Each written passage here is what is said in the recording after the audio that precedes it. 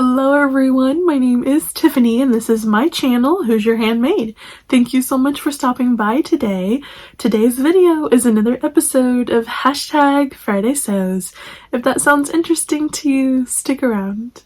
As always, thank you so much to Jen from Today in Jen's Sewing Room for starting #Friday Sews and allowing all of us sewers to jump on board with that hashtag and spend our Fridays chatting with you all about what we've been sewing, what we hope to sew, and a little bit about life in between.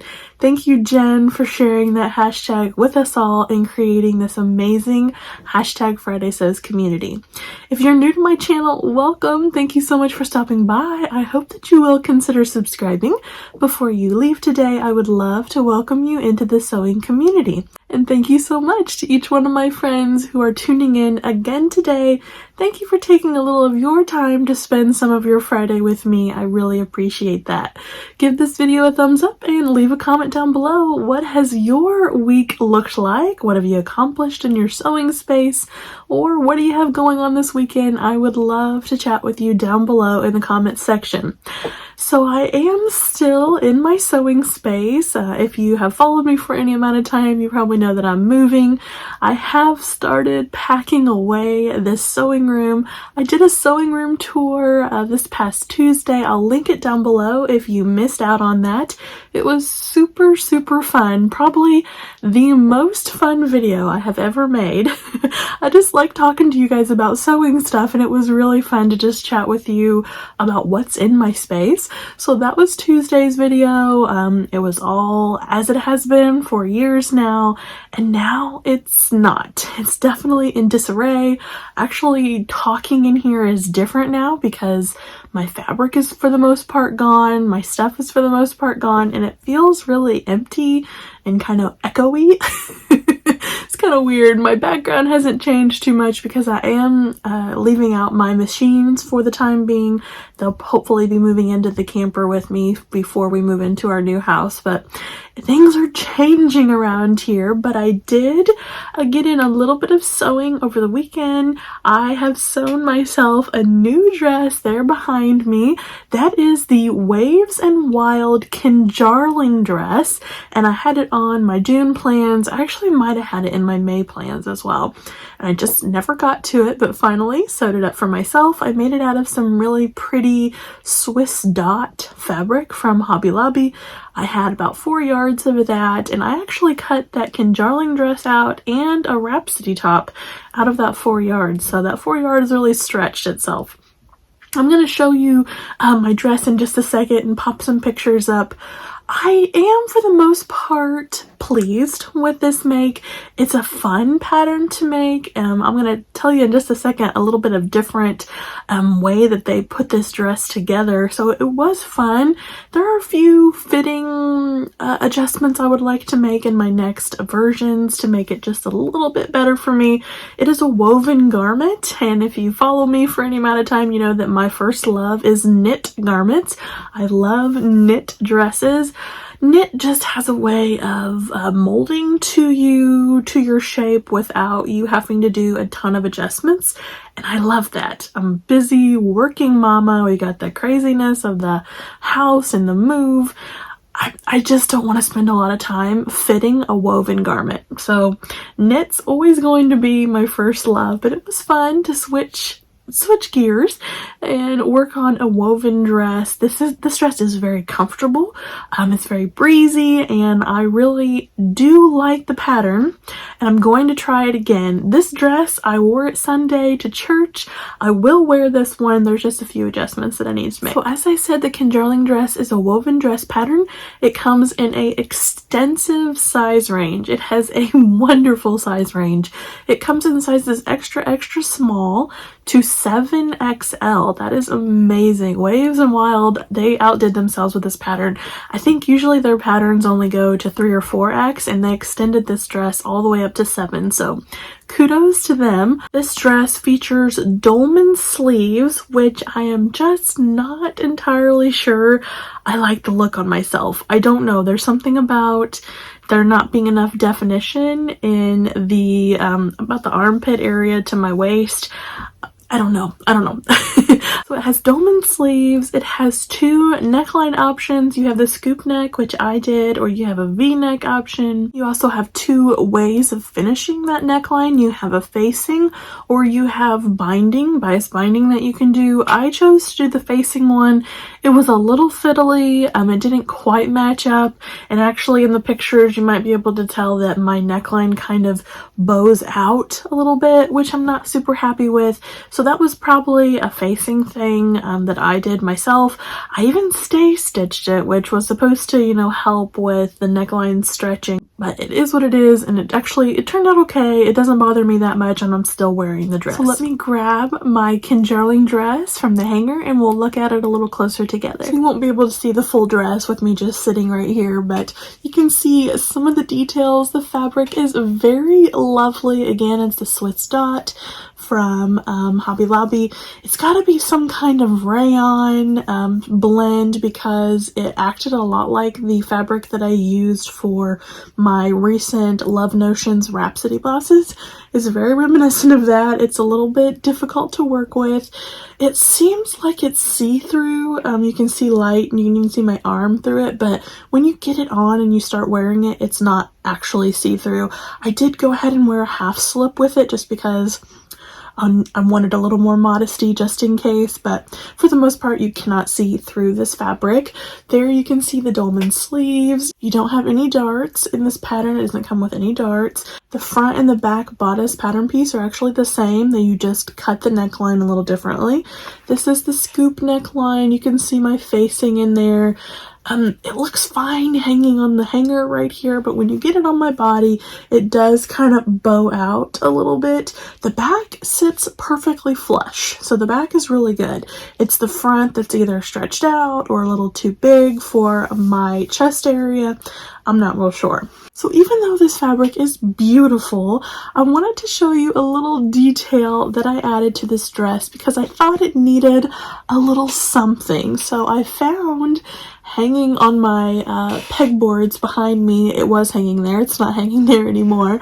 I found this trim. This trim came from Hobby Lobby. It's called a leaf trim. It's in a blush color, and I went ahead and added that to both sleeves just to give it a little, I don't know, interest, a little more pizzazz. I wanted something to just kind of dress it up a little bit.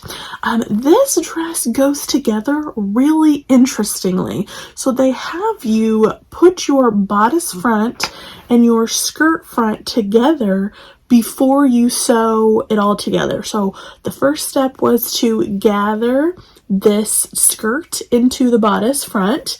Your second step was to do the same for the back. You gathered the skirt into the back, and then you put them together and sewed them together at the shoulders and then down the side seams. That was new to me. I've never put a dress together like that.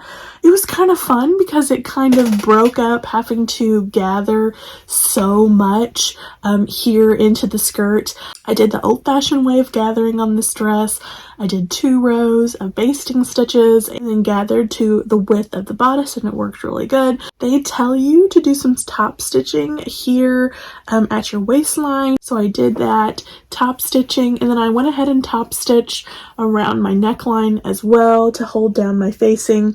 They gave you the option of doing that or just tacking at the shoulders, so I went ahead and just did the top stitching there. Overall, a pretty dress. There are some fitting issues. In one of the pictures, you can kind of see how the front waistline rides up higher than the back, so I think that has to do with my full bust and there not being a full bust option, a pattern piece on this pattern. It would have benefited from that. I would have benefited from it having that. In the next version, I'll probably need to play around with doing something of a full bust adjustment. I know there's videos out there where I can look up how to do that on a dolman sleeve, which will be a little different, adding a dart in there, but I need to take into account that my bust is going to make the front ride up a little bit more than the back, so I need to fix that. For this dress, it's fine. Nobody's going to notice it. I'm nitpicking for myself. But for my next version, hopefully I can work on those fitting issues. Forgot to mention what size I made in that Kinjarling dress. I did go with a 3XL bodice. But for the skirt, because it is so wide, they tell you in the instructions that it can be hard to cut out on your fabric because it's the pattern piece is just so big. So what they said you could do to circumvent not having enough wide enough fabric is that you could size down a couple sizes. I went down to the extra large, so I went down one size on the skirt just to be able to easily fit my pattern pieces on my width of fabric. This Swiss dot fabric was actually pretty wide. It was probably in the 50s. I didn't measure it exactly, but it wasn't 45 like a lot of woven fabrics are. But if you're working with a 45 width woven fabric for this outfit, just be aware that you might have to do a little bit of finagling with cutting out the skirt pattern. So my top is a 3X and the bottom is an extra large, so they're different sizing there just because of the fabric width. I do want to add on there that I actually took in both side seams a 1/2 inch at my waistline. It was just a little bit baggy around my waist, so I took it in a 1/2 inch on both sides. Overall, a great dress, a fun pattern. The instructions were great. I will be making this one again when I have time to sit down and do some adjustments. So finishing that Kinjarling dress helped me put a big check mark on my June plans. So all of those are complete now. I did Addie's little McCall's dress and I've completed my Kinjarling dress, and those were the 2 outlying ones. So what is coming up in this sewing room? As I mentioned before, we are moving. I do need to get this room packed away for the most part. My husband needs to be taking down these wire shelvings and repairing the wall for the next owner. So what I want to focus in on is prepping projects that I can take with me into the camper when we have to live there for a little bit before we get into our new house. So things that are easy, things that are already cut out and they're just ready to sew. That's what I'm hoping to take with me in the camper. So I need to do a lot of printing off. I need to do some tracing and some cutting out of patterns.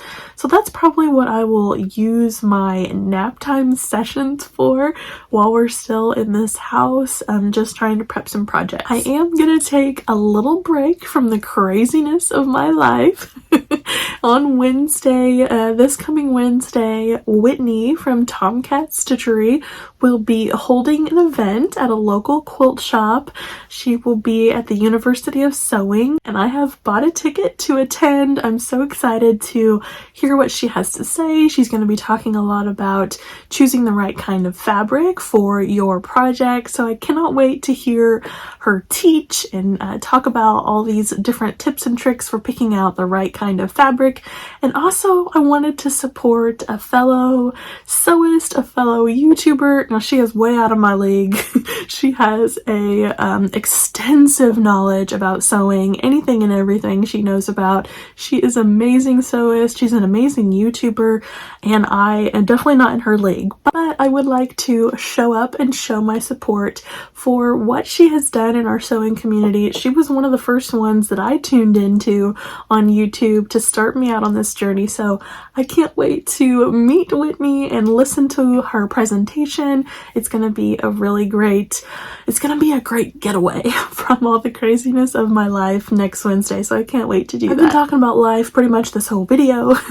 Our life is surrounding our new home build right now. Things are kind of the same as they were last week, so I won't talk to you too much about the changes. But before I leave, I did want to do a little comparison of the Ellie and Mac Diana dress and top that just launched.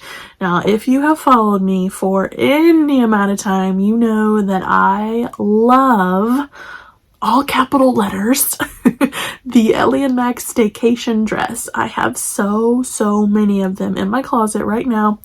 I'm wearing one right now. It's my uniform of summer.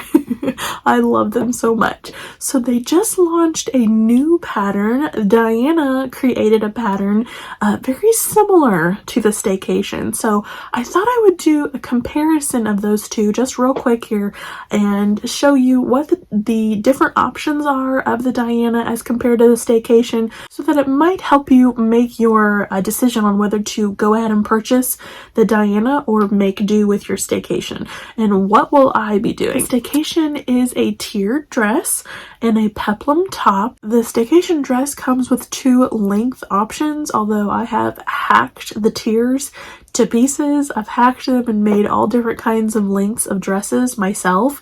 And it comes with 3 different sleeve lengths. So you have a short sleeve, a 3/4 length sleeve, and a long sleeve. And this is all different in the Diana. The Diana is going to give you more length options. They've added a mini dress in there. They've added a midi, M-I-D-I, length dress, as well as their long maxi, and then right above the knee, as I think is what they call it. And then they've also given you some more sleeve options. I've hacked mine into a flutter, but the Diana gives you an actual flutter sleeve piece, which is kind of neat. And then it also gives you a long sleeve with a shirred wrist option, which I love. Ever since I did a little shirring recently on Addie's dress, I'm kind of looking for options of more patterns that have shirring in them. The Diana also has more neckline options. So the Staycation gives you a crew neck, which I'm wearing right now. It also gives you a scoop neck, which I've made a couple times. Both of them are really nice, but the Diana is going to give you 2 more neckline options. They give you a square neckline, and they also give you a ruched neckline that kind of makes the shape of a diamond at your neckline. So the Diana overall just gives you more options. If you are a fan of square necklines, if you're a fan of flutter sleeves and you don't want to hack them yourself, if you are a fan of shirring and you want that long sleeve option, I would definitely suggest getting the Diana. What am I gonna do? I would love to get the Diana pattern because I do love those extra sleeves. They're giving you even more top options. They gave you an extra top in the Diana. It's called a flutter top, and from what I can tell, your peplum has been lengthened so that it's more of a flutter around your belly region and not just a peplum. So really, the Diana is the Staycation on steroids. It gives you just more options. So if you like those new options with the Diana, the Diana would definitely be worth it. It's $8.95 regular price, but Ellie and Mac does regular sales. They have $2 weekly sales every week, plus they'll run sales very often. So just keep checking back if that's something that you like, if that Diana caught your eye. I will be watching for it when I can buy patterns again. I have not purchased it yet because I'm in a buying ban right now, but I will be buying that Diana here pretty soon. Ellie and Mac also just launched a children's version of the Staycation dress. Now, again, I have not bought it yet because I'm in a buying ban. I would have loved to have had that last month though, when I was making Mommy and Me versions of the Staycation. But honestly, if you want my real opinion, which I'm gonna give it to you whether you want it or not, I think Ellie and Mac should have launched a child's version of the Diana instead of going back to the Staycation with less options. I think it would have been better for them to launch the Diana.